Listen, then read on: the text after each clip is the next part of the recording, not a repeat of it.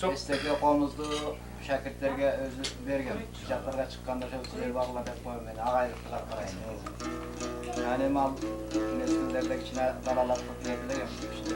Özümün komşusu demez. Bayağı namaz için bizi bu oyun demez. Sen çekmeyin, çeksen tak çekmez mi? Çok yaşı olur. Emniyeni olsa da bilse de, eğer bilmese, çekmiş ki. Sizce neydi? tak çeksin. Bu bugünün çekişi şunda olup kaldı. Ben Büyükşehir'e 5 aylığa geceni bir yerde Bişkek'te bir gördüm. Çolpan belediye video atlanda. Özünün bayağı anda teröristlerle şöyle oldu. İğnenin göz edip ketkeneyin televizyonun iki yolu gördüm. İkincisinde bir kandaydır. Televizyonu kara oturup şunda kıyal gitti de. Şuraya adamlar kanday kesik etip kaldı. Diyorlar toplam iki gayrı gelip falan eken. Güne kaçırın yeriniz kayıtlasın. Eski satır falan demiş. Anam bundaydı bir ek olsun. Haydi büyü sayılarız, büyücümüz, tüzdürlerimiz, saklarımız. Sözün şertke bilegen beynin butun parmaksın şu benim özüm sallan götür bilegen içine ki edesin men barmak söyleme deresi tabii. Demek içindeki bir parçada koyun, o senin güldüğün talaşıp da bir talas, senin talas bile değil. Çek. Yok. Kızık oldu da talaş bulgunda uttur koydu da. Şu sağ benim 5 kere benzin 5 ay havanın bilmesin muzukası bir uttur koydu.